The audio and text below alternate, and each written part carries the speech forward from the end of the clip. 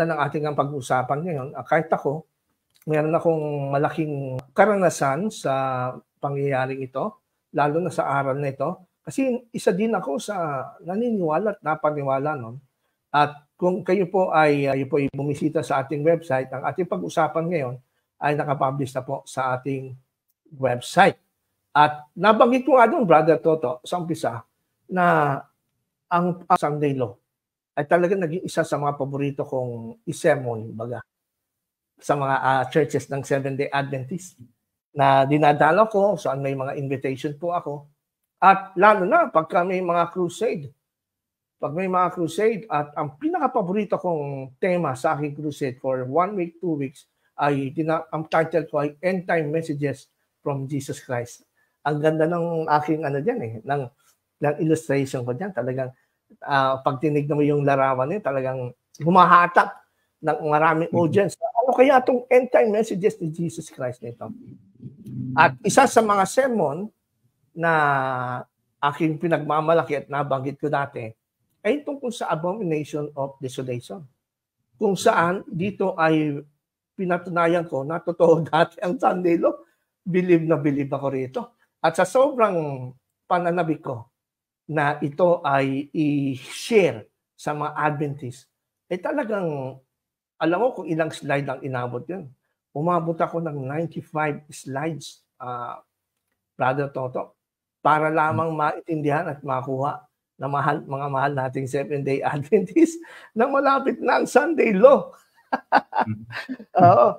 Yung tinatawag kong Abomination of Desolation, ito ay ito yung nakabase sa Matthew 24, verse 15, kung saan binabanggit ni Jesus Christ doon na malapit ng pagguho ng Jerusalem noong 70 AD.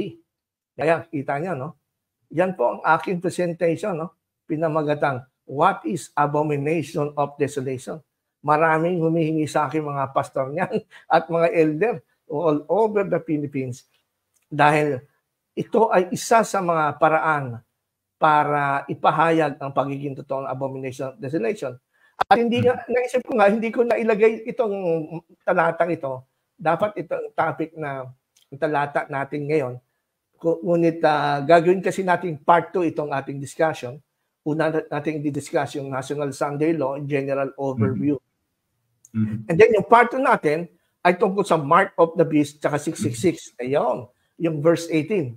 Kaya kung mapapansin nyo, Revelation chapter 13, verse 15 hanggang 17, hindi umabot sa 18 dahil yun ang part 2 natin kung saan di-discuss natin. Yung tungkol sa 666, tungkol sa Mark of the Beast na Sunday daw, at yan talagang gagamit tayo ng prophetic opinion and revelation. Pero susubukan natin pag-aanin yung mga ating magiging second part na yun sa next Saturday. So kung mapapansin niyo dyan, itong Abomination of Desolation, yan, 24:15 ginagamit ko. And ang katwiran ko noon, meron akong pahayag na ito'y napaka-importante na maunawaan ng mga Seventh-day Adventist. At ito nga, si Ellen White. Puro Ellen White ang ginagamit ko dyan, no? To present it. Tapos, konting Bible verse para i-relate sa sinabi ni Jesus. And then, babalik na naman tayo kay Ellen White. Puro kay Ellen White. And then, after that, andito na yung application. Kung bakit Abomination of Desolation, dahil ang ginagamit ng mga pagan Roman soldiers empire sa Roman Empire noon para sumunod sa panlusubin ang Jerusalem, they use this Roman standard na merong eagle. Ayan kasi ay tinuturing nila na kanilang Diyos din. At sabi ni Ellen White, yung eagle na yan ay lumalarawan sa power, yung pwersa ng Roman Empire. At yan kung mapapansin mo, ang dami kong quotation ni Ellen White. At sa 95 slides ko na ito, siguro ang Bible verses ko mga 5 lang. Ang Ellen White ay 90. Ayan, nirelate ko kung paano inugnay sa US dollar, no? Yung nakita niyo yung flag na ginagamit ng Roman Empire, no? Pinaikutan nila ang Jerusalem. That is also can be seen in the dollar currency of United States of America. Paano napunta dyan?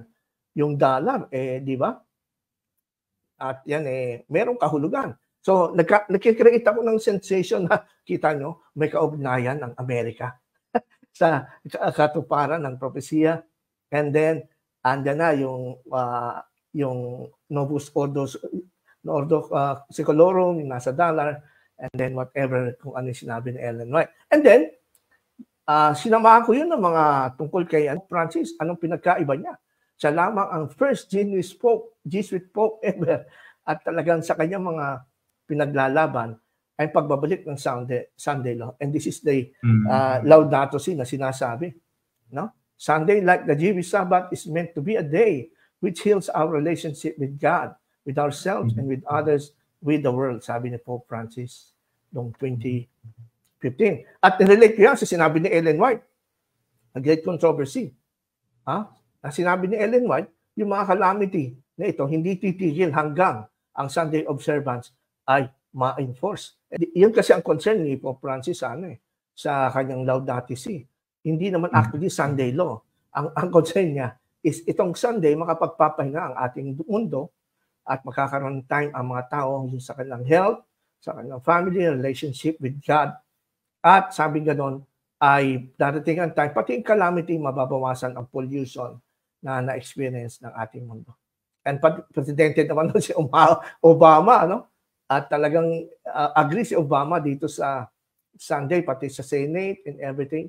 So kung nakita mo kung gaano ko katiwala nun dito, and then ang aking appeal si Kristo. Yan ang aking, at least meron kang idea kung ano ang aking kung gaano ko katiwala dyan. At gaano ko naintindihan yan. Wala kasi akong karapatan na magpuna at magsabi ng malihang Sunday law kung di ko muna naintindihan. Which I know that naintindihan ko talaga ang implication. Kaya nga naging paborito yan, most requested sermon yan nung ako ay Adventist. Oo. Pero eto na nga, naging Christian tayo. Ngayon ko nga lang nahalata na mas marami palang writings at explanation sa writings si Ellen White kaysa sa Bible. Samantalang ang key text natin, biblical, Matthew 24:15. Until I realize, I study it more sa tulong na rin ng Holy Spirit. Yung Matthew 24:15, walang kinalaman sa Sunday, no? May kinalaman niya sa destruction ng Jerusalem na 70 AD na nangyari na once and for all. Wala itong dual prophecy ang ginawa kasi ng mga Seventh-day Adventists. So, kasi sa panahon na yon, nag-join ang church and state kasi ang Roma at ang Jewish nation considered the church and the state. Nung nag-join sila,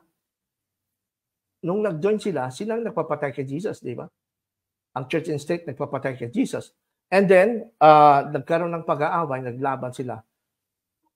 Ang ginawa ng Roman Empire ay totally dinestroy nila ang Jerusalem. Hindi lang ang city of Jerusalem, maging ang kanilang sanctuary, the central point ng kanilang worship. Ngayon ko lang din napag-isip kasi naliwanagan na ako talagang totoo. And praise the Lord for the light to the Holy Spirit. Hindi talaga maihahambig sa National Sunday Law yun. Kasi sa Sunday Law, makakampi ang Amerika at ang Amerika, sabi na USA, makakampi at papacy. Kung talagang i-apply nila yung Matthew 24:15, dapat ang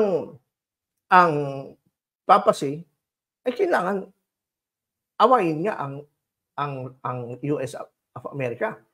Kasi yung church and state dati sa time ni Jesus, which is Roman Empire and the Jewish nation or Judaism, kinugkog ng Roman Empire to Jewish nation, di ba? Binasak nga niya.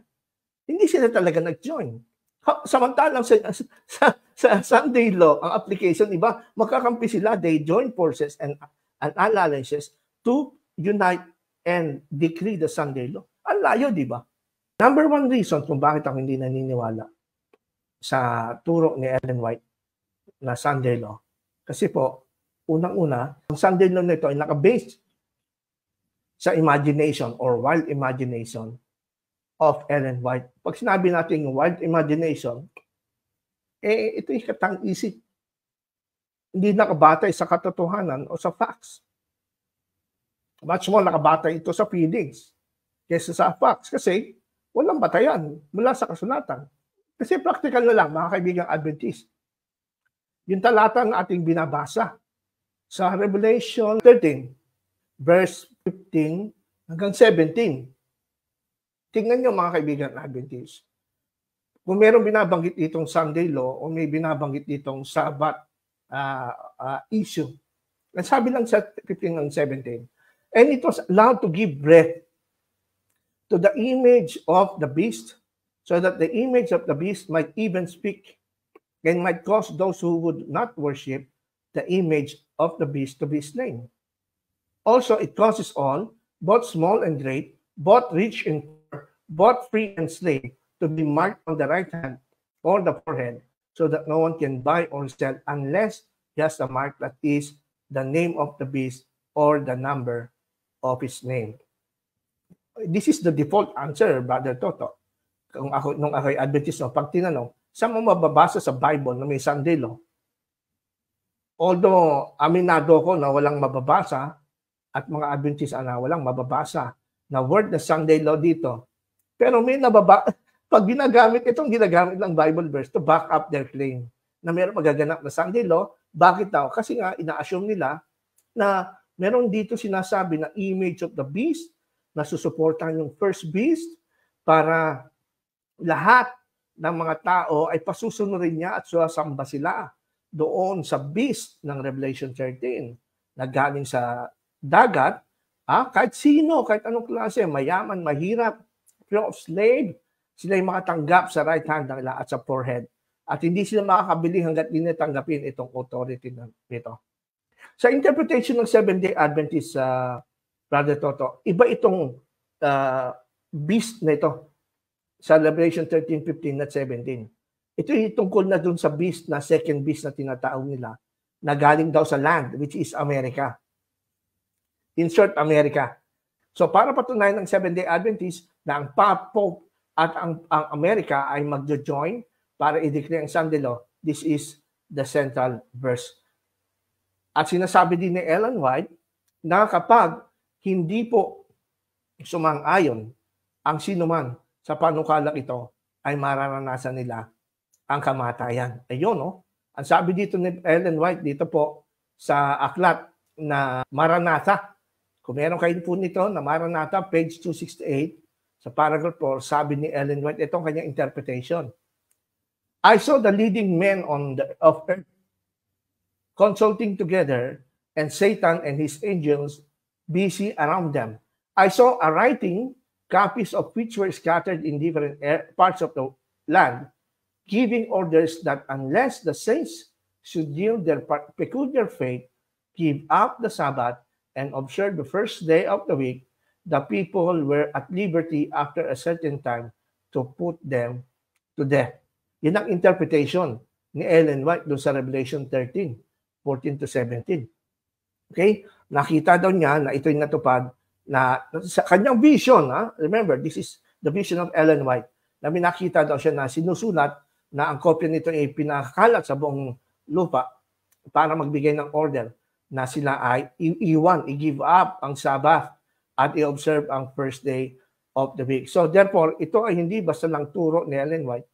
Ito ay in-stamp niya ng authority galing sa Diyos kasi nakita niya ito by vision. So, based dito sa statement ni Ellen White, mga kapatid, mga kaibigan, at dun sa mga Adventist na rin, na mga kaibigan natin, sigurado ako, Brother Toto, napansin ko lang, no? Maraming mga layman sa internet, sa Facebook, mga nagpapahayag kung anong mangyayari sa Sunday law. Pero, ang napansin ko lang, sinesensationalize nila na malapit na ito. Pero hindi naman nila pinapaliwanag ang details ng Sunday law. Siguro napansin mo rin yung Brother Toto. No? Sensationalize lang nila, malapit na, kasi ganito, ganyan, marami nang nakikita na ganito. Hanggang kailan kayo titigil? Dahil matagal na yan. Nabangin nga ni Brother Toto, panahon pa ni Ferdinand Marcos Sr. Ganyan na, ba't hanggang ngayon? Wala pa rin. Pero alang-alang po sa mga kaibigan natin interesado sa ating paksa ngayong gabi, lalo na sa mga Seventh-day Adventists na open-minded, ganito po ang pagkakasunod-sunod ng paliwanag ni Ellen White kung ano mangyayari during the Sunday law. The Sunday law involves what? Refusing to observe the Sabbath, patitigil yan.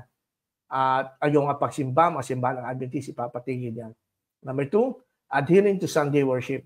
Uutusan kayo, batay sa konstitusyon, sa batas, na ito'y obligado na ang bawat mamamayan ay magsimba sa araw ng Linggo.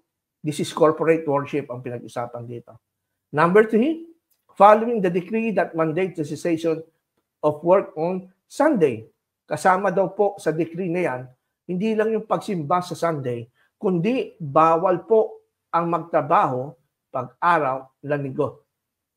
Bawal ka maglaba dyan.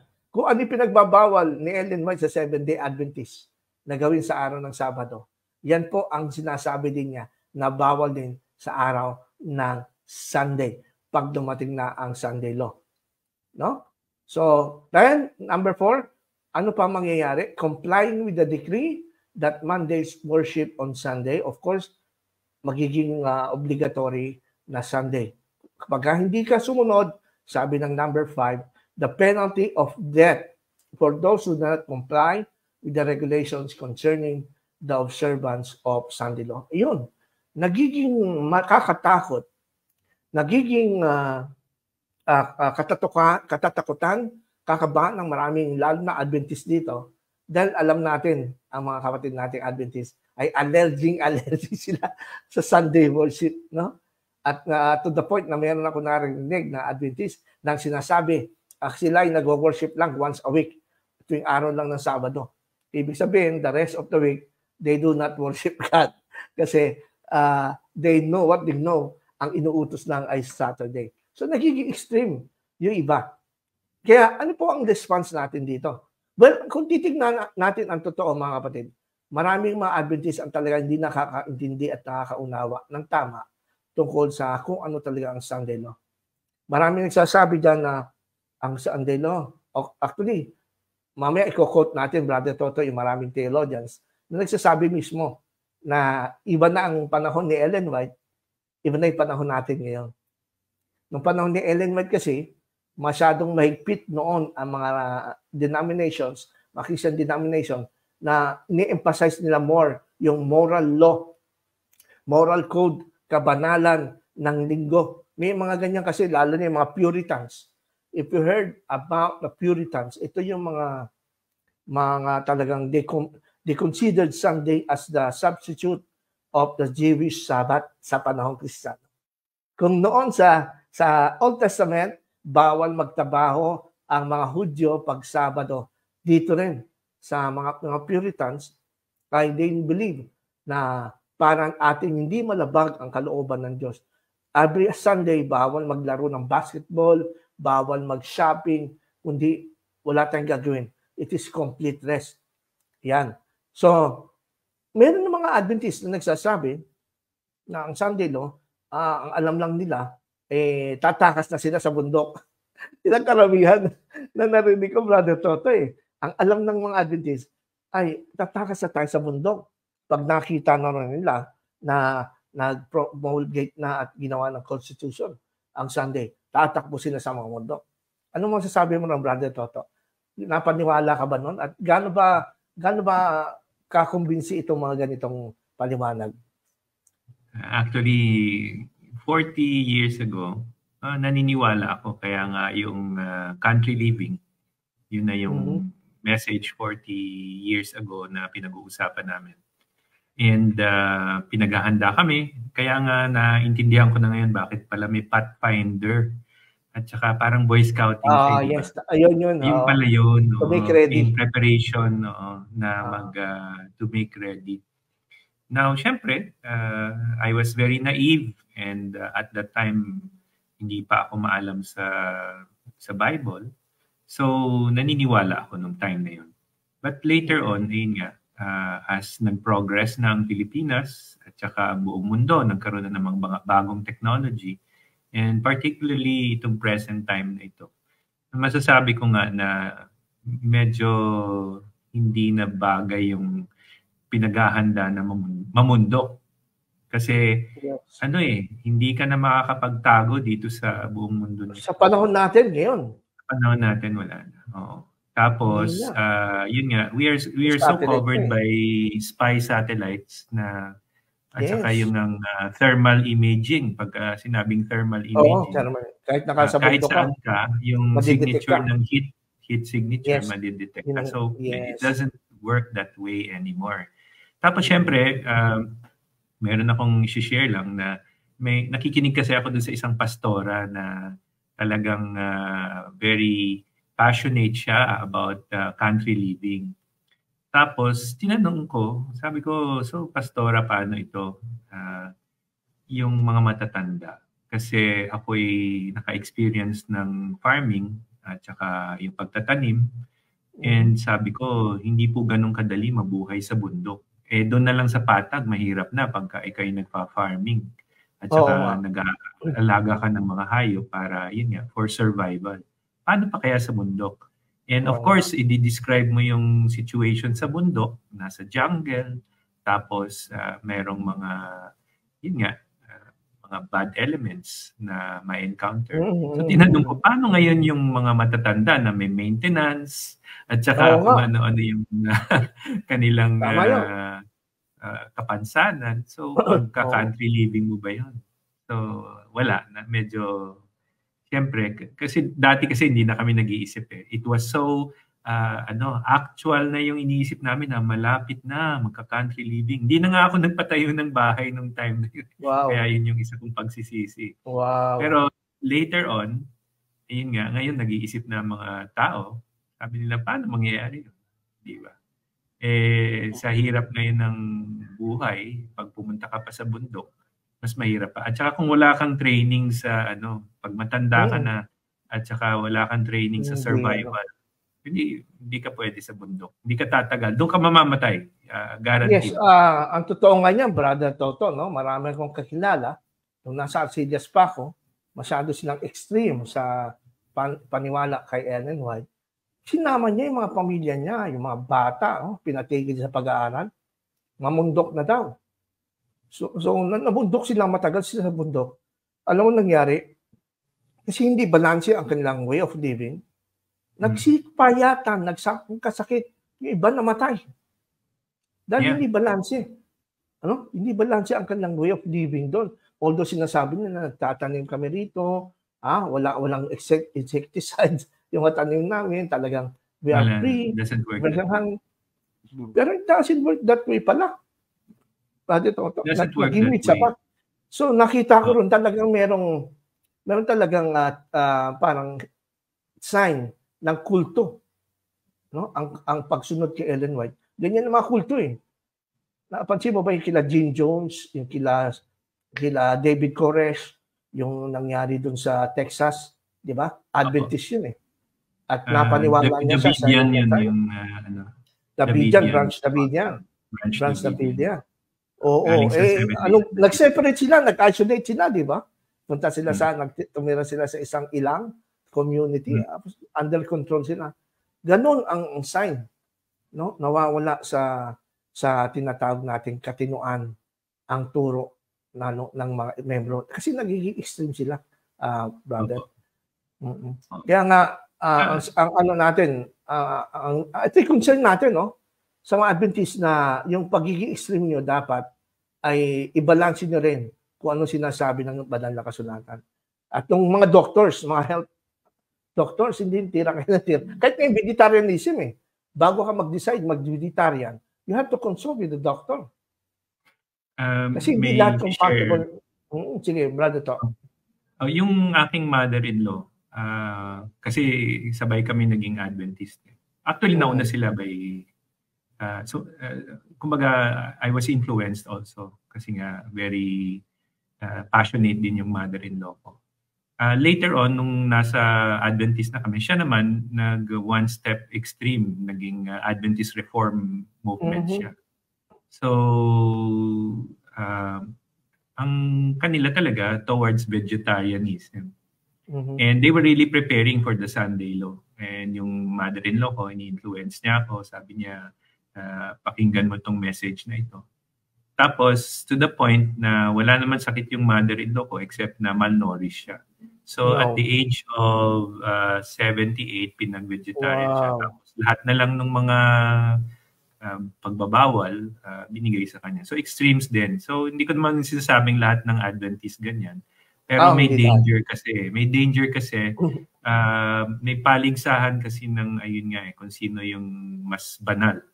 Kaya nga walang walang katapusan na pag-i-strive to obey to the point na may mga human designs na or human laws na kaya unfortunately ikinalulungkot ko, she passed away. Wala siyang sakit except malnourished siya.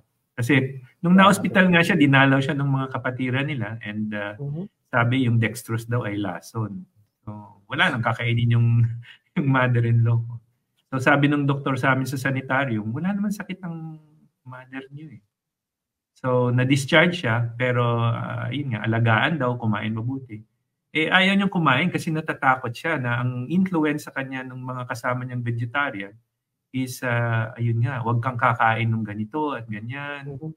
So, nanghina na yung mother-in-law ko. Yun yung malungkot na kwento. I don't know kung may makaka-relate dito sa kwento ko.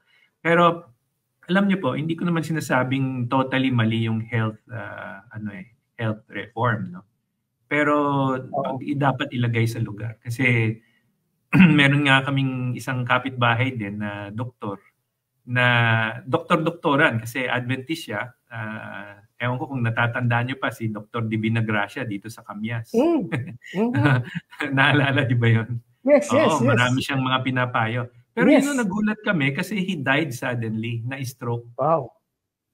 So yung lahat ng pasyente niya na tinutulungan niya, yung ngayang mga turo ng health reform, mga herbal, nagulat sila kasi sudden death si Dr. Divina Gracia. Yung mga tatanda siguro alam pa nila yung kasi kaedad ko ako, senior citizen na ako eh. Kaya kasabayan ko yan silang lahat. So yun yung mga malungkot.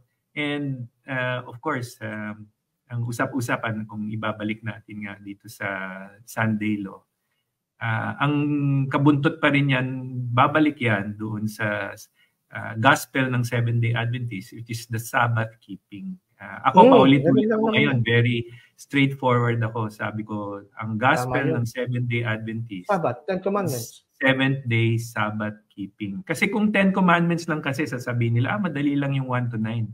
Pero hindi nyo ginagawa yung ika-4th commandment. Yes. Sabi ko, nung araw, ako dun, excited. Kaya nga, pinagmamalaki nila, Brother Toto, ni Ellen White, na talagang ang gospel ng Seventh-day Adventist ay Sabbath keeping. Kasi in the end, yan din ang magiging central issue daw, which is worship. Kaya nga magkakaroon ng Sunday Law.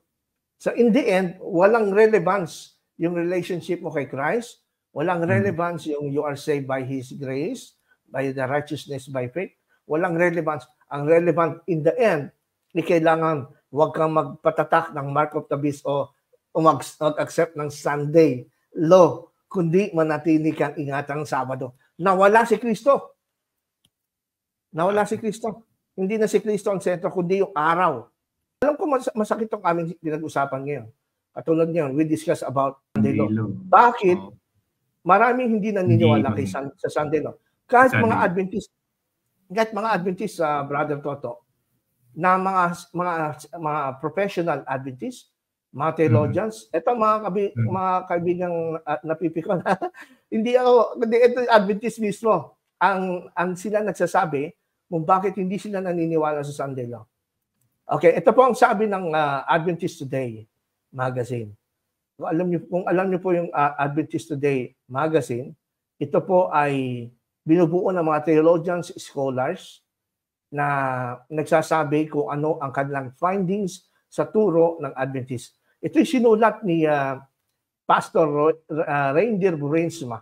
Si Reindeer Bruinsma, isang European pastor at author ng mga books na ang kanyang sinabi sa article na ito, Are Sunday Laws Coming? Sa Adventist Today. Itong sabi niya, Ellen White wrote her book, The Great Controversy, in the late 19th century, against the background of circumstances that prevailed in the United States. Her world was divided between Roman Catholics and Protestants. She belonged to a tiny Adventist sect that was not welcome. She lived in a time when politicians and the state level and national level were doing all they could to enforce Sunday observance. She experienced how in some states, Sabbath keepers were actually put in prison. However, her world no longer exists. Yan ang sinabi ni Reindeer Brinsma. Pastor po yan sa Europe. Taga-Netherlands siya. Sabi niya, yung sinulat pala, yung concept pala ng Sunday law na pinaniwalaan ng maraming Adventist na hindi pala basa sa writings ni Ellen White. Kasi ang Great Controversy lang naman ang diyan lang naman in-expose ni Ellen White ang Sunday law. Sabi gano'n, ay nag-reflect dyan yung background at circumstances ni Ellen White na prevailing during her time. Yung mga 1800s, 1880s. Kasi nagkaroon ng Sunday law nung mga tanong ng 1880s. At naapektuhan ang maraming Seventh-day Adventists. Yung iba nakulong. Meron pa nga namatay. Dahil siya ay nagtrabaho ng Sunday, hinuli siya. Sabi mismo ng pastor ninyo na si Reindeer Brinsma, ginagalang po siya. Nirerespeto siya ng maraming SDA theologian. Siya ay nabubuhay sa time na ang mga politicians sa state level at national level ay ginagawa ang kanilang agagawa para enforce noon ang local Sunday observance sa maraming states sa US. Na? So dahil dyan, nagkaroon ng trauma si Ellen White. Nagkaroon siya ng trauma. She experienced how in some states Sabbath keepers were actually put in prison. However, sabi ng pastor nyo sa Adventist Today, her world no longer exists. Magbasa-basa lang kayo ng dyaryo, balita, nood kayo ng balita. Hindi na ganyan ang mundo natin ngayon. Mas paano sila tolerance ang kanilang pinaiiral. Hindi kagaya nun na napakaigpit. Kaya wala nang Sunday law ngayon, kahit local Sunday law, na nagaganap at na-experience ng mga Seventh-day Adventists. Ito pa sabi niya, Brother Toto, basahin ko lang ha. Honest itong si Reindeer Brinsma. Honest sa pastor ito. Sabi naman niya, however, the expectation that in the end time, a universal Sunday law will be enforced by the civil authorities upon the insistence of the public and at the demand of the apostate churches seems to be more and more unrealistic na. Ano maganda? No? Habang lumalawag ang ating panahon, pabuti ng pabuti. Kaya yung nangyayari sa time sa American ng panahon ni Ellen White na masyadong konserbatibo ang mga tao noon, hindi na ngayon nangyayari. Kaso si Ellen White, yung kanyang trauma na naranasan noon na Sunday law na experience sa mga Seventh-day Adventists, na itanim niya sa kanyang puso at naisulat niya sa kanyang Great Controversy na nag-reflect yung kanyang galit at ginagawa nung mga nag-i-impose ng Sunday law doon sa panahon niya. Kaya dumating siya sa point na pati sa future, inassume niya na darating mas malaking pag-uusig sa mga Seventh-day Adventists. Siyempre, patay na si Ellen White, hindi na siya nabubuhay sa panahon natin. Kung nabubuhay si Ellen White ngayon, magtataka siya na napakalaking pagbabago. Kasi more tolerance na ang pinaiiral ng maraming bansa, lalong Amerika. Kaya sabi dito ni Reindeer Brinsma, yung ganyang ka-issue ng Sunday law nung panahon ni Ellen White ng 1880s seems to be more and more unrealistic na. Admittedly, there are few groups and organizations that continue to urge legislation to enforce strict Sunday observance, but in reality, the overall trend is towards less rather than more strict Sunday keeping. In the Western world, ito lalo sa Europe, the Sunday of church worship is rapidly being replaced by a Sunday of amusement and shopping. Day by day, when people also want to see their packages in their online orders delivered. Ang Sunday ngayon sa Europe, kaya nga almost wala na nagsisimba eh. Nababalitaan mo ba, Brother Toto, nasa Europe may mga lugar dyan, na may mga churches na dati naging naging nightclub, naging restaurant, naging sinihan, naging museum, di ba? Totoo 'yun. Well, if you have traveled sa Europe, ang mga churches doon, Roman Catholic churches, hindi na halos napupuntahan ng mga tao. It's just for tourist na lang. Meron akong napuntahan sa Germany, yung Cologne Cathedral in Cologne. It's about a few miles from Frankfurt.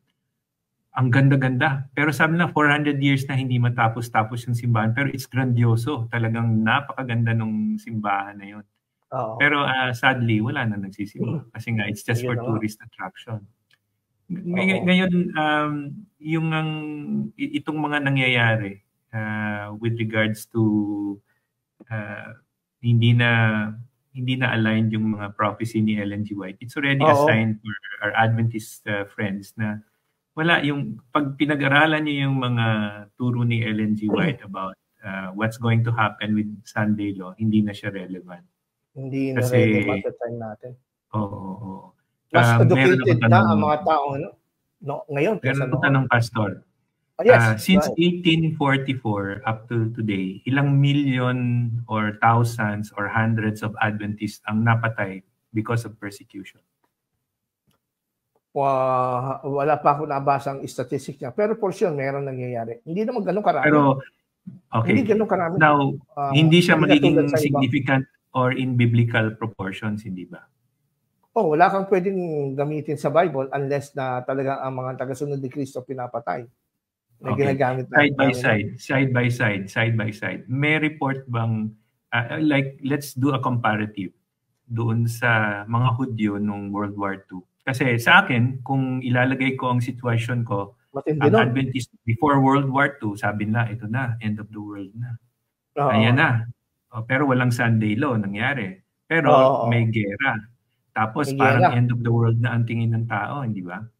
So ano kaya nasa isipan ng mga Adventist nung time na yon? Kasi gera na, hindi ba? Well, based sa mga nababasa ko, maraming Adventist na nag-change ng kanilang tono ng pangangaral na marami ang Adventist ang nangaral na malapit na dumating si Jesus. Doon na-experience nilang World War I, World War II. Ito daw ang katuparan ng Matthew 24 na magkakadigmaan sa buong mundo. Naging mas masipag sila. Pero anong religion ang pinaka-persecuted at napakaraming namatay noong World War II? Hindi mga Jews, 6,000 Jews ang pinatay. Hindi Seventh-day Adventist. Pero Sabbath keeper yun. Pero hindi Sabbath yung reason for them being exterminated. That's true. Racial discrimination. So, where is the prophecy there? Na-prophesy ba ni Ellen G. White yun? Wala, hindi ba? Wala, hindi nabanggit ni Ellen White. Kasi nakasentro si Ellen White sa Seventh-day Adventist lang. Nung World War II, ilang milyon ang Seventh-day Adventist? Wala pa sigurong 1 milyon. Wala pa 1 milyon. 1960s, 1 million pa lang sila . So kung isa side by side natin, walang Sunday law, nagka-World War II, 6 million Jews ang na-exterminate sa Holocaust sa Europe. Tama? Yes. So, there 6 million Jews. That is more significant. Significant. This is a biblical proportion, di ba? Talagang 6 million na tao ninyo napatay. Ngayon, sa Africa, ilang milyong Adventist ang napapatay ng mga persecutors sa Kenya, sa Nigeria, hindi ba? Ilan? Lalo na nung 94 yung tribal war between Hutsi tsaka di ba may patayan diyan, yung nagtatagaan yung dalawang tribo, Tutsi tsaka yung isa, I forgot. May mga Adventist talagang Tutsi tsaka di ba? Meron akong nabasang kwento at nalagay pa nga sa Hope Channel to na merong mga pastor pa. Meron akong clippings na pastor pa ng Seventh-day Adventist Church sumali sa tribal war, pinapasok niya yung mga member niya na hindi nakalahit, doon pinatay sa loob ng Seventh-day Adventist Church. That's true. May clippings ako yun. So yun nga, yung point ko about persecution, from the news, overseas missionaries news, maraming Christians ang pinapatay ngayon sa Africa, particularly doon sa maraming tribal wars at saka meron ding mga religious wars at hindi Christian ang pumapatay. So, pero hindi Adventist yung nababalitaan kong pinapatay. Mas Ito yung maraming mga hindi Adventist ang pinatay. hindi. Oh, pinipersecute ngayon. Oh. Although yun nga makita mo sa China din. Ilang milyon ang Adventist sa China. Maraming wala pang 1 million Adventist sa China. Sa China. Mas maraming mga pero Christian sa China. Ang daming Christians na sa China underground. So these are not Seventh-day Adventists. So not because parang of Sabbath. Unfair naman sabihin na the gospel is spreading, pero if it's not teaching about Seventh-day Sabbath, hindi sila maliligtas. Kasi nga, ang bottom line kasi ng Adventist argument is that if you're not a Sabbath keeper, hindi ka ligtas. Hindi ka maliligtas. Kasi Sabbath keeper lang ang maliligtas. Kasi here are they that keep the commandments of God and have the faith of Jesus Christ. So, lahat nung 2 billion na Christians sa population ng world ngayon, kung sasabihin ko maniniwala ka dun sa survey na 21 million ng Seventh-day Adventists, pero si Ty Gibson hindi naniniwala. Sabi niya 6 million lang daw ang talagang Adventist sa roster nila na active. The rest is just katulad natin, nasa roster pa rin ako, pero hindi na ako nag-a-attend. So ganun ang napakalungkot na pag sinabi ko, bakit ganun ang Adventist na it seems like nakasentro lahat sa kanila ang mga last day events, which I don't really believe. And ito ang Sunday Law, ito nga yung topic na maganda kasi this will again prove a false prophecy of Ellen G. White. Kung bakit, ito yung mga factors kung bakit ako naniniwala na hindi mangyayari ang sinasabi ni Ellen White na Sunday Law. At ito yung tugma lamang sa kanyang panahon. At hanggang doon na lang. Halimbawa, kasi sa Amerika, Brother Toto, maraming mga Sabbath keepers sa Amerika. In fact, meron ako nakita na 500 different denominations sa Amerika na Sabbath keepers na hindi naman Seventh-day Adventists. Nadagdag pa dyan, siyempre, yung mga dumadaming members ng Seventh-day Adventists dyan sa Amerika na meron din mga posisyon sa political, no? At may mga political influence, katulad sila Ben Carson, di ba? Mga Adventist yan. At may mga global membership na rin sila sa mga key organizations, private or government na. So, sabi nga nila, they exceed 21 million members worldwide. So, ibig sabihin, para maging makatotohanan ang Sunday Law na ayon sa imagination ni Ellen White, ito yung magkakatotoo na gagawing utos, hindi pwede mangyari. Bakit kanyo? Napakaraming Sabbath keeper sa Amerika na lalaban dito, tututo, lalo na yung mga nasa key positions sa Amerika, lalo sa government and private. Kaya talaga malabo. Nung panahon ni Ellen White, konti pa noon ang Sabbath keepers and majority ng tao doon ay Sunday worshipers. So, iba na talaga. Sa panahon ngayon, marami na ang Sabbath keepers kumpara sa time ni Ellen White. Ngayon, pagdating naman sa mga Jews, mababasa niya sa ating article, no? Ang mga Jews, meron na silang 7.8 million na population noong 2021. At although ang 90% ng mga Jews, sabi nga, ay most of them are secular-minded na, at yung iba ay mga atheist na, pero yung likelihood na makukumbinsi sila ng Amerika na adiktahan ang mga Jews, pati ang Israel at ang Jerusalem na impose ang Sunday. Naku, napakalaking imposible po yan, Brother Toto.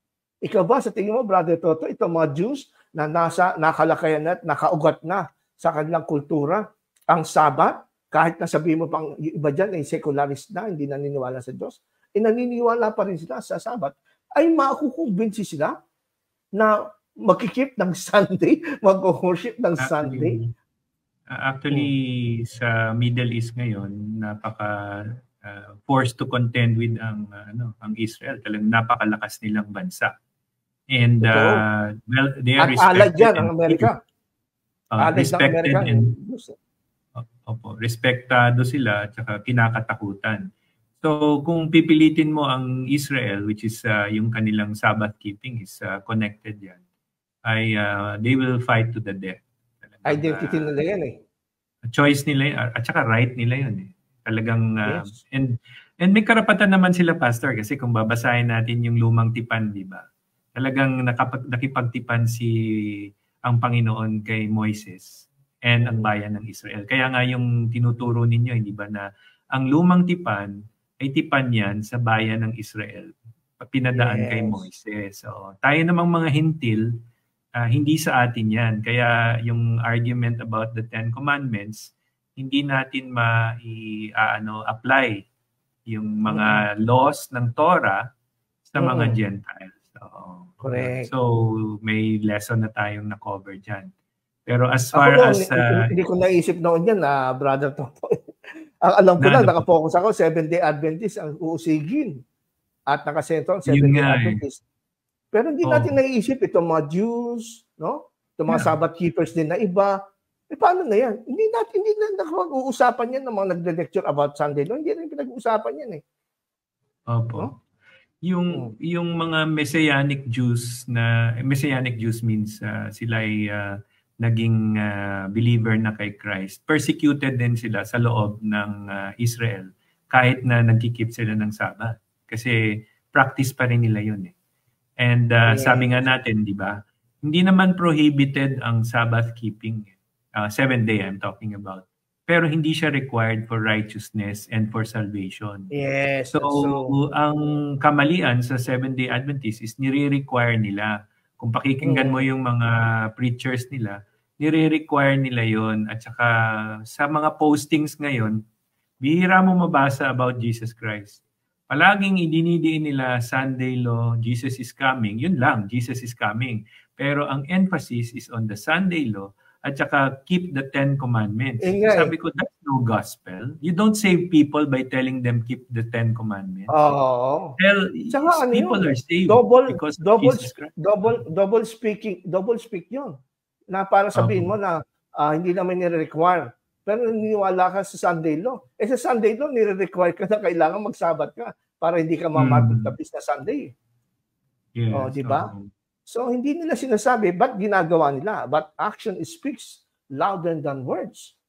Yeah. So, mas maniniwala kami kung nakikita namin sa inyong gawa at hindi kayo nagtuturo ng Sunday law. Well, tama, baka maniwala pa kami na hindi nyo nire-require. Hindi required. Pero salita lang nila yun. They do not walk their talk. Di ba? Hindi kasi pag nangyari po yun, magiging evangelical na sila tapos hindi na peculiar, hindi nga yung kasi ang nagdadala talaga sa Seventh-day Adventist Church is the Sabbath, hindi Sabbath. si Christ. Yun ang identity nila eh. Pangalan tapos pa lang, ang loyalty to God is keeping the Sabbath, hindi love. Hindi, ang loyalty mo kay God is to love one another just as I have loved you amongst brethren, at saka love your neighbor as you love yourself. Yun ang pakita ng loyalty natin kay God. Kasi si God, hindi naman natin nakikita. Hindi natin nahawakan. So, hindi, kasi yung day kasi ang gospel ng 7th day. Kaya nga, hindi ko rin sila masisisi. Kasi nga, yun yung title. Kaya nga tawag nila sa sarili nila, hindi Christian Adventist. Napansin nyo? Adventist, mga Adventist, hindi Christian. Kasi ang Christian, common, Christian. Pero pag sinabi mong Adventist ka, unique. Di ba? Pero sinasabi ng mga taga Mindanao Pag ginagamit lang sa taga Mindanao, lalo pag maraming MILF, yung mga NPA, pag sinabi lang nilang Christian sila, delikado ang buhay nila pwede silang patay na Pero pag sabi nila Adventist, kaibigan sila ng Muslim. Sabi nila. Adventist, kaibigan ng Muslim. Okay lang. Oo. Kasi nga, they share probably some same ideas. Oo. Food, lalo na. Ito pa, Brother Toto, no? Bukod sa nakita natin na napakaraming mga Jews, mga Hudyo, at bukod pa sa Sabbath keeper, there is improbability na talaga hindi pwedeng maging batas talaga itong Sunday law. Ito pa, yung mga tinatawag natin Muslims. Napakaraming Muslim. That is the second world's largest religion all over the world. Meron silang 1.9 billion follower. At ang mga Muslim sa US, 3.5 million na. At dumadami pa. No? Para at sigurado ka, ito ba, tanong natin sa mga Adventist na naniniwala sa Sunday Law. Sa tingin niyo ba, makukumbinsi ng Sunday Law ang mga Muslim na sila i-enforce na magsimba ng araw na linggo at sambahin si Jesus Christ na Diyos? Tama. That is next to impossible. That is next to impossible. Lalaban to mga Muslim. Remember, 1.9 billion sila. Mga pangalawa lang sa Christianity. Christianity kasama ng Roman Catholic, Protestant, tsaka Orthodox na three major group ng Christianity. Mas marami mga pangalawa na. Forced to contend with sila. Hindi sila, marami sila, kaya hindi mo masasabing Saka ang holiday ng Muslim is Friday. Ang holiday ng Muslim is Friday. Kaya nga sabi dito sa article to, ang Iran, Iraq, Yemen, Egypt, Turkey, Saudi Arabia, and the UAE ay combination ng 350 million. At mayroong global influence ito kasi sila yung nagsusupply ng oil sa buong mundo eh. Tama. Of course, madali nilang, kaya nilang i-reject ang attempt ng US for the Sunday Law at sa pasambahin sila araw ng linggo. That is next to impossible talaga. Unrealistic at katawa-tawa. Mga kaibigan. Diyan pa lang Muslim pa lang, hindi na talaga paniwalaan ang Sunday Law, mga kapatid. Ito pa, bukod sa Muslim, bukod sa mga Sabbath keepers, bukod sa mga Jews, itong mga tinatawag na mga secularism. Ano itong mga secularism nito? Yung mga taong hindi naniniwala sa Diyos, secular-minded. Ang community ng secularist society, mismo sa USA, sabi nga dito, 29% of American, according to Pew Research Center. This influential group has successfully removed religious elements from the public sphere and is unlikely to permit the introduction of religious practices to public life, including Sunday Law. Totoo naman. Paano mo sabihin na imposible ang Sunday Law? Hindi mo ba pipilit na yan? Dahil sa mga factors na ito. Nasa time ni Ellen White noong 1800s, wala pa gaanong karaming wala bang maraming mga Muslim. Hindi pa maraming Sabbath keepers noon. Sa Seventh-day Baptist pa lang ang marami noon. Kaya nga, ikinote ko dito sa ating article yung sinabi ni Reverend L.C. Jr. Lauriston. Kaibigan natin. Anong mangyayari? Ano yung potential future implication ng Sunday Law kung mangyayari ito? Sabi niya, were the U.S. to pass national Sunday Law with immediate effect, the United States would be changed forever. To enforce the Sunday Law, every military and law enforcement personnel would be needed. So the government will have to close all its military bases all over the globe and abandon every military operation and its military home to help local law enforcement officers enforce Sunday Law. And this would already be a major disaster for the U.S. totoo naman, as its foreign enemies would seize the military bases it had abandoned. Every institution, business, enterprise, organization, company, embassy, etc. on American soil, at home and abroad must be closed. Absolutely no work on Sundays. This will cause instantaneous catastrophe and almost total collapse. Electricity, water, internet, telecommunication, traffic, the stock market will all go into immediate crisis and might crash, especially for hospitals. If they are not exempted from this law, untold thousands of patients needing critical care would die. All across the country, the zombie apocalypse for the United States had begun. Tinawag na zombie apocalypse. Some foods that need constant refrigeration will begin to spoil en masse. In addition to this, a sanitary crisis will ensue because of the lack of running piped water. Local and international telecommunications will be cut off. People will be panicking, desperate, and untold fear and trepidation will cripple them. Every citizen and person in the U.S.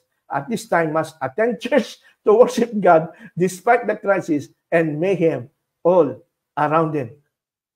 Nakita mo ang magiging kahinatnan, ano? It's almost impossible.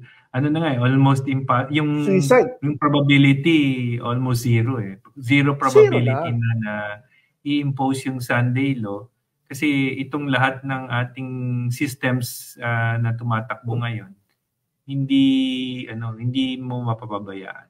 And, yes. Lahat ng areas of life maapektuhan. Yes. Maapektuhan talaga. Kaya hindi to nakita ni Ellen G. White. Hindi to nakita ni Ellen G. White. Kasi naman, hindi pa naman ganun ka-develop ang Amerika at that time. Kaya madali siya mag-isip na kung ano nung ang tawag ni Reverend Lorison, tawag niya, ito ay magiging zombie apocalypse pag nagkataon. Apocalypse, tama. So, again, hindi pa natin na-consider dun sa secular group, lumalakas yung mga LGBTQ groups. Lumalakas sila, no? Talagang hindi nila papayagan. Kasi yung human rights din, na sabihin nila, ba't nyo kami pipilitin? Di ba? Yan, lalaban. Oo nga naman. So, lalaban niya. LGBTQ. Maraming, kaya nga ako, yung mga kausap ko na sinasabi nila, dadating na yung Sunday law by 2027, siguro sabi ko, hindi, sa akin, hindi darating kahit na walang Sunday law na darating.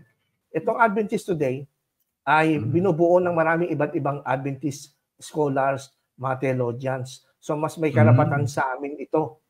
Mas matagal ang mga karanasan nito kaysa sa amin. Kaya ito binabasa ko kasi sa amin din mo kayo makikinig kung ano nang pinagsasabi niyo sa amin So ito po, ang sinasabi ng Adventist Today.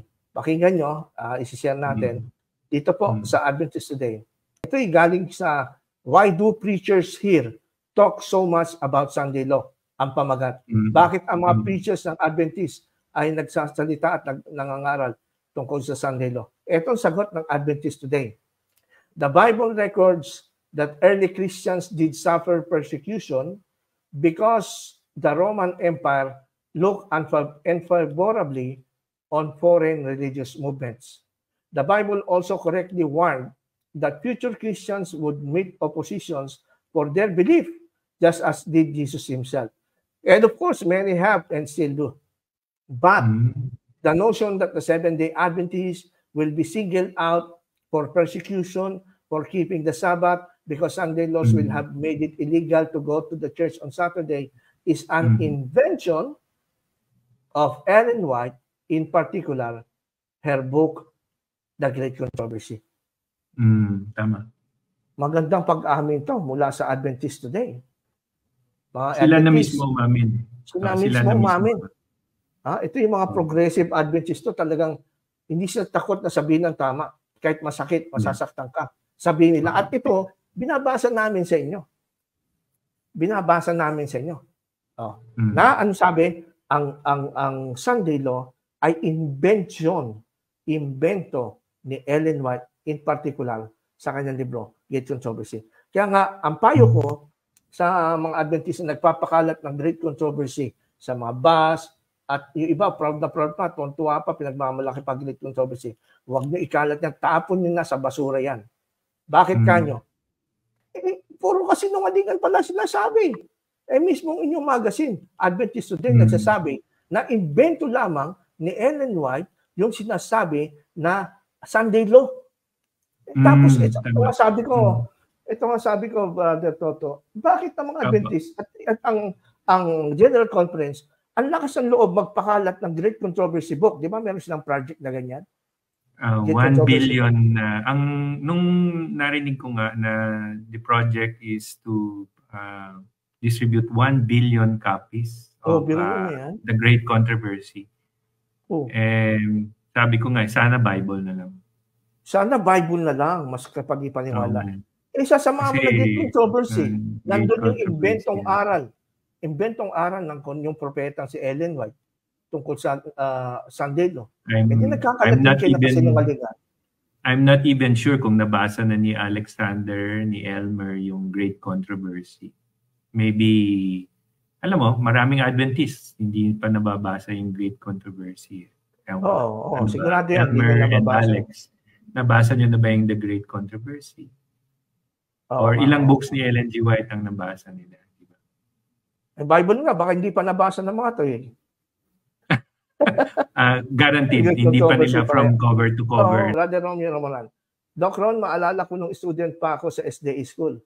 Nag-dramatize kami ng Sunday Law at pinapatay namin ang SDA na hindi susunod sa Sunday worship. At maraming umiyak na mga brethren dahil sa very emotional na drama namin. Pero mga maling turo pala yung ginagawa namin na drama. Nagawa mo ba dati yan? Na-experience sa Pathfinder po, naaalala ko, may mga dramatization sila nung 80s pa sa Manila Center. Pero ito si Brother Romeo, it's good that he shared, no? Kasi nga, so talagang ano pala siya, practice talaga siya. Sa ano naman, ako naman, dramatization. Ang experience ko naman dyan, Brother Toto, ang experience ko naman dyan, tawag doon yung mock trial. Parang ginawa ni Pastor Doug Bachelor. Yung mock trial, yung haharap yung mga Adventist sa korte, sa court, na harap sila sa mga umuusig na mga Sunday keeper. So ako yung kunyari nag-mock trial, tina-trial ko yung mga hinuhuli, yung mga dinadakip na Adventist. Mga kabataan eway .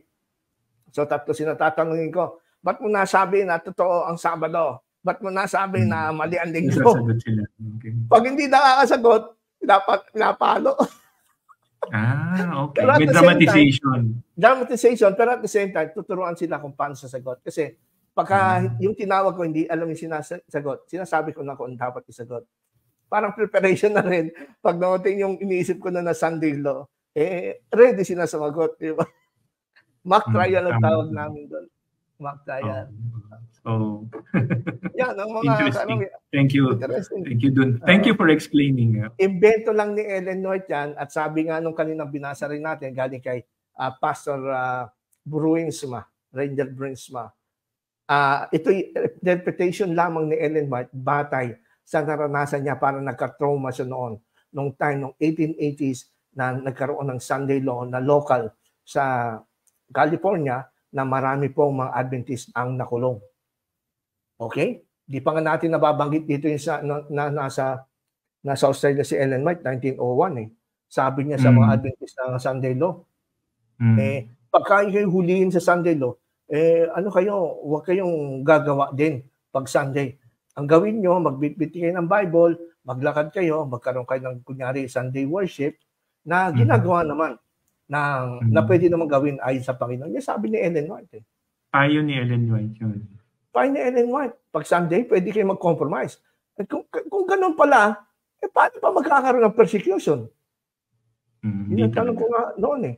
Paano magkakaroon ng persecution kung pag Sunday pala, payo ni Ellen White, huwag na rin kayo magtrabaho, kayo magpapakita. Magpakita kayo na Sunday, nasa church kayo.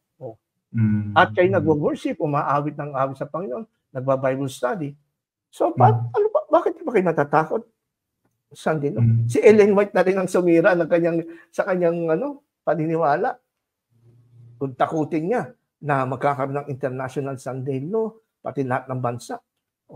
Dalawa lang naman yung argument na aking binigkas to point out na talagang kung bakit ako hindi naniniwala. Una, napatunayan na natin dahil hindi totoo ang Sunday Law, dahil based lang ito sa inventong interpretasyon ni Ellen White sa Revelation 13 na nagre-reflect dun sa kanyang sinulat sa Great Controversy kung ano yung trauma na naranasan niya at ang mga Adventist na nagkaroon ng local Sunday Law sa Amerika. At pinoject na ito na maganito rin mangyayari sa future at ginamit ang Revelation 13 para i-justify na tama yun, which is wrong. Ang ginawa nila ay exegesis ang ginawa nila. Hindi po exegesis ang ginawa ni Ellen White. And lastly, itong ating last ngayon, yung bakit ito natin nasabi na hindi totoo na magkakaroon ng Sunday Law. Number 2, ito ay based, ang Sunday Law kasi ay based sa wrong interpretation ni Ellen White sa Revelation 13. Wrong talaga. Kasi sa Revelation 13 kasi, Brother Toto, merong dalawang beast. May dalawang beast na binabanggit yan. Yung beast na tinatawag na beast na number 1, yung galing sa dagat na may 7 ulo. At yung pangalawang beast sa verse 12, ito naman yung beast na lamb-like na tulad tupa na may dalawang sungay na magsalita ay parang dragon. Okay? So, ito ang problema. Speculation lang nila na Amerika ito. Kasi that time, nung panahon nila, medyo mahigpit nga naman ang Amerika that time. Medyo stricto nga ang Amerika at medyo matindi ang kanilang naranasan na trauma sa Amerika. So, nadala na ang kanilang damdamin ang interpretation nila dito. Na kung titignan natin, maraming factor akong sinabi dito na hindi na problema kung bakit mali ang kanilang interpretation na Amerika. Yung lamb-like beast na pangalawa sa verse 11 na tinatawag sa 13. Kasi sabi nila, kaya daw nila nasabi na Amerika itong second beast nito sa Revelation 13 verse 11. Dahil ito daw po ay nanggaling sa lupa. Hindi galing sa dagat. Hindi tulad ng beast sa 13 verse 1 na may 7 ulo. Galing sa dagat na ibig sabihin ng dagat, maraming tao at nagkaroon ng pakipagtunggali sa mga nakaraang mga imperyo like the Roman Empire. At samantalang Amerika, siya ay bumusbong. Siya ay lumago ng walang gera na nagaganap. Kaya ang lupa daw ay lumalarawan sa pagiging peaceful. Okay? The earth must signify a place where such entities do not exist. Ibig sabihin, galing siya talaga sa ilang na kung saan walang tao doon. Okay? Kaya pag sinabing the beast coming out of the earth, ibig sabihin yan, hindi mataong lugar at ito ay hindi nagsimula sa struggle. Ang Amerika, hindi siya galing sa anumang struggle, kundi siya ay umusbong batay sa kanyang dalawang prinsipyo nga sinasabi. Pero based din dito sa context ng Revelation, mali po yun ang interpretation ng mga Adventist na ito ay galing sa lupa dahil ang lupa ay hindi matao noon at ang Amerika umusbong sa hindi mataong lugar. Kasi unang-una, yung salitang earth kung saan ginamit ng mga Adventist na doon daw nagmula. Ang word na earth ay mentioned 13 times sa loob ng 50 verses na bumapalibot sa Revelation 13. Pero yung word na earth, kung susundin natin yung sinasabi ng mga Adventist na ito'y ilang, walang tao, hindi po totoo yun. Kasi yung word na earth sa Greek ay ge.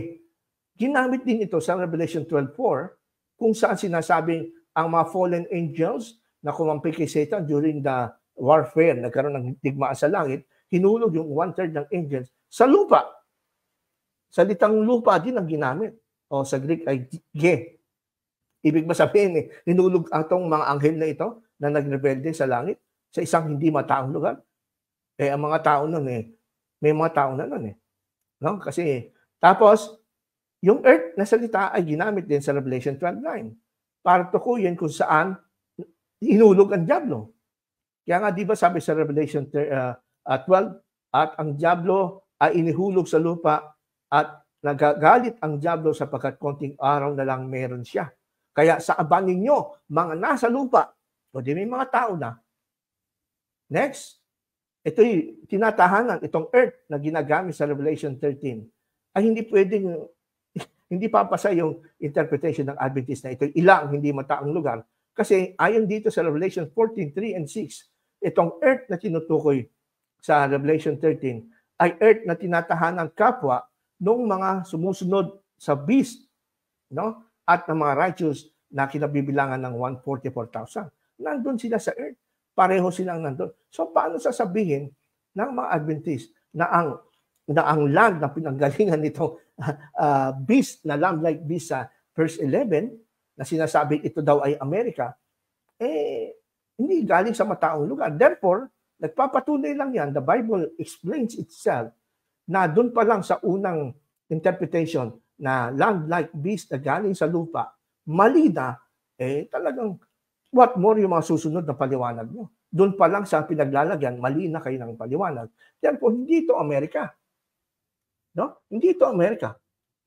At the fact na siya ay itinuring na lamb-like, ibig sabihin, hindi siya mahilig sa gera, hindi siya mapagdigma. He's a weak man. Maamo siya. No? Sabi nga dito, the first distinguishing feature of the United States, the lamb-like beast proves to be incorrect. If Adventists were right to interpret Earth as empty continent, the North America as far from empty. Sabi dito ng isang pahayagan, ito ang magpapaliwanag sa atin. Isang pahayagan na overview of the first Americans. Online po ito. Makikita online. Ang sabi doon, no one knows for sure how many Indians live in the Western Hemisphere in 1492. But the number was in millions.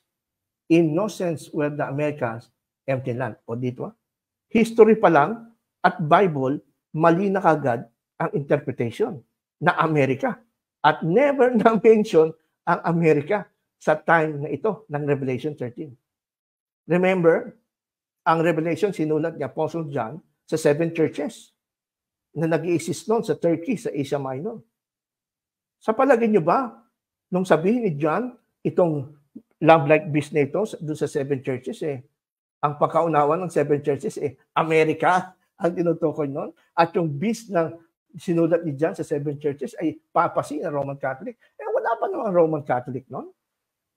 Wala pang Amerika noon, which is 18th century lang, lumitaw Amerika. So, how would you justify that explanation, mga mahal kong Adventists, sa katotohanan at sinasabi ng banal na kasulatan? Hindi isang malaking pagkakamali yun. Kung ano yung mensahe ng Diyos doon sa 7 churches, yun na yun. Yun na yung ibig sabihin nun. At ibig sabihin nun, sila ang dapat natin tanungin kung ano ang nasa isip nila nung banggitin ni John ang dalawang beast nito sa Revelation. Tama ba, Brother Toto? Yung 7 churches nung first century na sinunatan ni John. At ang maganda nito, di ba? Ganun yung pagkakaroon ng Bible. 7 churches yun. 7 churches yan. And yung sasabihin mong Roman Catholic papacy ito, at Amerika, you have to count more than 2,000 years. Parang unfair naman ata ang Panginoon. Susulutan sila ni John, mapalad ang bumabasa, Revelation 1:3, di ba? Mapalad ang bumabasa at nakikinig at pinabumuhay ang sinasabi ng hula. Mapalad paano magiging mapalad, Brother Toto? Yung 7 churches na yun, kung iba pala ang katuparan ng beast, Amerika pala at papacy na 2,000 years pa sa kanilang time, patay na sila, tsaka lang natupad. Pinalabas pa nilang bula ang propeta si Juan yan. Hindi pala yun na tinutukoy niya. 2,000 years pa pala matutupad. Hindi ba parang dinadamay ni Ellen White si John sa great disappointment na nangyari sa mga Adventists? Yan ang mangyayari nga, mga kaibigan. Pag kaya pa din nilawalaan yung sinasabi ni Ellen White, lalabas, niloloko ni Apostle Juan yung 7 churches. Pinunpan ng 7 churches, ang kinikilala nilang beast ng Revelation 13:1 ay ang Roman Empire. At yung kinikilala ng beast na second, na pangalawang beast na lumitaw sa lupa is none other than the religion of Judaism. Kaya nga tinatawag na false prophet din itong second beast na lamb-like beast na ito. Di ba? Sabi ni Jesus, mag-ingat kayo sa bulaang propeta na nakadamit tupa. Ngunit sa loob ay lobong maninila. Yun ang nature ng lamb-like beast. Religious nature ito. Ang Amerika, hindi naman religious nature ang Amerika. It is a nation. So doon pa lang, maling-mali na mga kaibigan. Huwag ko kayo magbulag-bulagan. Nakakaawa po kasi tayo, pagka tayo mananiwala sa mali, mga kaibigan Adventist. So I hope mabuksan ang isip niyo sa bagay nito. Diba? Tapos ito pa. Ang Europe, ang Communist China, hindi mo na-advance ang military niya at hypersonic nuclear missile niya. Hindi mo pwedeng sabihin na dahil sabi ng Revelation 11 kasi, itong image of the beast, yung lamb-like beast na ito, may kakayanan daw siya na kumbinsihin ang lahat ng tao sa buong mundo para sambahin itong papacy. Kung i-apply natin sa actual talaga, Brother Toto, imposible yan na kumbinsihin nitong Amerika na sambahin ang papacy. Halimbawa, tignan mo na yung communist China. Sa palagi mo ba ang China na advance ang military niya? May high percent, papayag sila na tanggapin nila ang Sunday law. Kalaban nga ng Amerika yan. Walang religion ng communist Walang China. religion, communist sila Sa kanila, 7 days a week ang trabaho. Walang pahinga sa kanila. Hindi nila kinikilala yan. How come he can convince that? Pati ang Europe, they're moving away from that penalty na di ba? Wala Nagbabawas na nga sila ng kulungan eh. Oh. So, sa kanila outdated and cruel ang death penalty. How come na makukumbinsi sila ng Amerika na i-impose ang Sunday law sa Europe at i-persuade yung mga European people na i-adapt ang death penalty doon sa mga ayaw sumamba ng Sunday? Ba naman? O ang Pakistan, o di ba? Ang Islam, Muslim country. Islamic Pakistan, hindi papayag yan. Hindi papayag yan. What more, ganun din ang Catholic. Go ahead. Pastor, yung India is a Hindu nation. Kaya nga Hindustan ang tawag sa lumang pangalan ng India, Hindustan. So sila iba. They don't care about Sunday law. At saka sa India, hindi ka basta-basta makakatayo ng Christian church doon. Hindi talaga. Grabe ang persecution ng Christians doon sa area. Lalo sa southern part ng India, sa Kerala. Matindi doon, pinapatay. Yung mga Muslim na, hindi umuubra doon eh. And that is lahat ng Christian, Roman Catholic or Protestant or basta any missionary that carries the name of Christ will be persecuted. So hindi siya exclusive to Seventh-day Adventists. So sa India pa lang, ilan ang population ng India? 1.1 plus billion. Billion sila, yes, 1.1 billion. So kung mapasunod mong India sa Sunday law, that's going to be impossible. Impossible. Para pasunod mo yung 1.1 billion na tao na hindi naniniwala sa Sunday law. Hindi naniniwala kay Jesus Christ yan eh. Wala Hindu nga eh, Hindustan. Hindu sila eh. So doon pa lang, hindi ba kung nakapag-aral ka ng history, na open-minded ka, nakikinig ka sa news, hindi, kasi selective kasi ang Adventist when it comes to news. Anything that will favor na yun nga mukhang dito papunta. Yung Project 2025 nga, di ba? Wala pa nga si Donald Trump, inaano na nila na, ayan na, sa Project 2025, magkakaroon na ng Sunday, no? Hindi, pinapakinggan ko yung sa Project 2025, parang wala akong nakikitang direksyon papunta doon. Although inaano nila, nire-restore nila yung respect for Sunday, Family Day, yung katulad nung sa kay Pope Francis, pero hindi hindi something na against the Seventh-day Adventists kasi may religious freedom pa nga silang ini-instill, hindi ba? So tama. Dalawang panghuling quotation galing mismo sa Adventist Today tungkol sa Sunday law. Sabi rito, Adventists must ask themselves, kaya mga Adventist pastor niyo ito, si Rainer Bruinsma, kilala to, nirespeto to ng mga Adventist scholar. Ang mga Adventist ay tanongin niyo sa inyong sarili, does the Bible clearly predict a time when merciless Sunday laws will be enforced? We should realize that this Sunday law scenario is mainly based on the interpretation of the prophecies of Revelation by Ellen White in her book, The Great Controversy. For some, this means that against all present appearances, the Sunday laws are coming because she says so. Kaya nga, pag tinanong mo, ba't mo nasabi darating ang Sunday law? Sabi ni Ellen White, darating.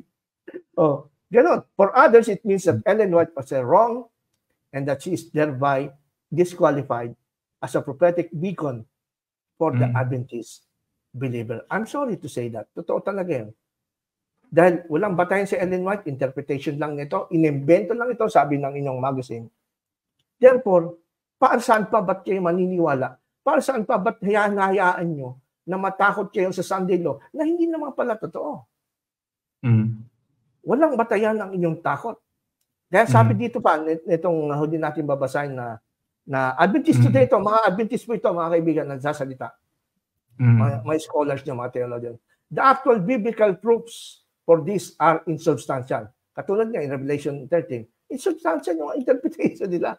Daniel 7:25 refers to the figure who will speak against the Most High and oppress his holy people and try to change times and the laws, which Adventist apologist says it's about changing Sabbath to Sunday. That passage is then connected with Revelation 13:16-17. Yung pinag-usapan natin. Where say interpreters, the mark of the beast is the Pope persecuting Adventists for not worshiping on Sunday. But the Sabbath isn't identified as the problem in either text. And in fact, we see today that little opposition to Sabbath keeping in the real world, that a single instance of it is noteworthy. Pero mo, sabi na mismo ng Adventist today na wala kang mababasa sa Revelation 13 to 16 na Sabbath, na law ang issue. Yan ay nilalagay na lang ninyo sa talata. Kasalanan po yan. Nagdadagdag po kayo sa sinasabi ng salita ng Diyos. Hindi intention ng Diyos na gawin Sabbath at Sunday ang issue dyan. Kaya wala kayong mabasa na Sabbath o Sunday issue ang Revelation 13. Kaya sabi dito, the Sabbath is identified as the problem sa dalawang text na to. Sa Daniel at Revelation. Kayo na lang ang nakakabasa. Sabi ko, may third eye yung ibang Adventist, may third eye. Sila lang nakakita eh. Dahil pa nila yung Diyos. Ang Diyos hindi nakikita ang Sabbath na. Kayo mga nakakita ang Sabbath nyo. But the Sabbath isn't identified from problems in either text. And in fact, we see today so little opposition to Sabbath keeping. Totoo naman. Bihira ka makita ngayon na pinapatay, inuusig dahil sa Sabbath keeper sila. Wala. Nasa imahinasyon lang naman sa Sabbathista yan. Yun diba, nga yung sinasabi ko sa inyo eh, di ba?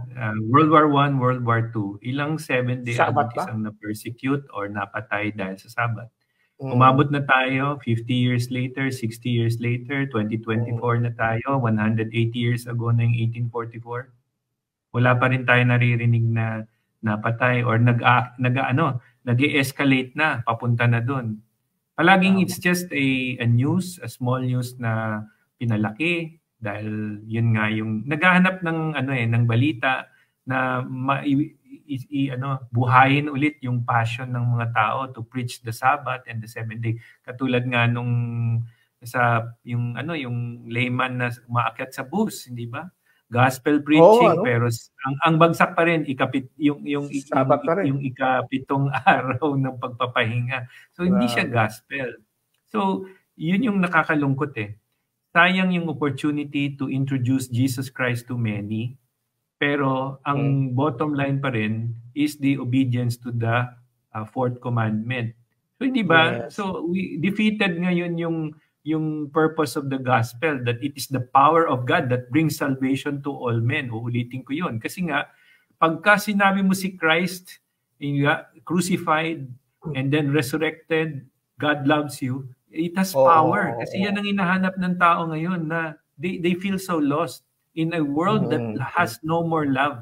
Kasi love is a choice, by the way, no? Hindi siya pwedeng, hindi siya fundamental emotion ng tao. We are not a loving race or we are not a loving species. Although we are caring for our own, pero yung true love na description sa atin is what is in it for me. Meron tayong kapalit palagi. Pero si God, hindi eh. Ang love ni God is really unconditional na kahit na napaka makasalanan natin, mahal niya pa rin tayo. Di ba? Kaya nga yung mga example sa Hall of Faith sa Hebrews 11, makikita natin po, hindi ba, na talagang they have fallen short of the glory of God. Si Abraham, sabi nila, father of faith. Pero ano si Abraham? Sinungaling. Hindi ba? Amen. Oo, ilang beses. Si David, a man after God's own heart. Mamamatay tao, nangangalun niya. Okay, hindi natin sinasabi na dapat ganun ng practice. Pero, eto, sinabi ko to dun sa kaibigan ko kanina. Sabi ko, alam mo ba, pagka yan law ang tinuturo mo, consciously or unconsciously, you are sinning.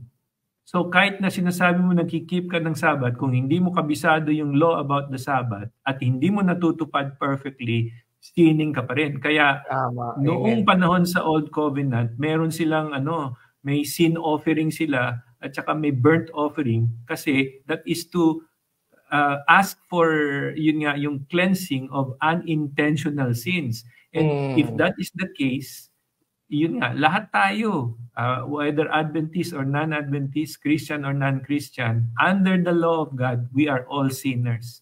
No one is righteous, not even one. So if you believe you are a Sabbath keeper and you see other people Sunday keeper, it's the same. But the salvation only comes by grace through faith in the finished work of Jesus at Calvary.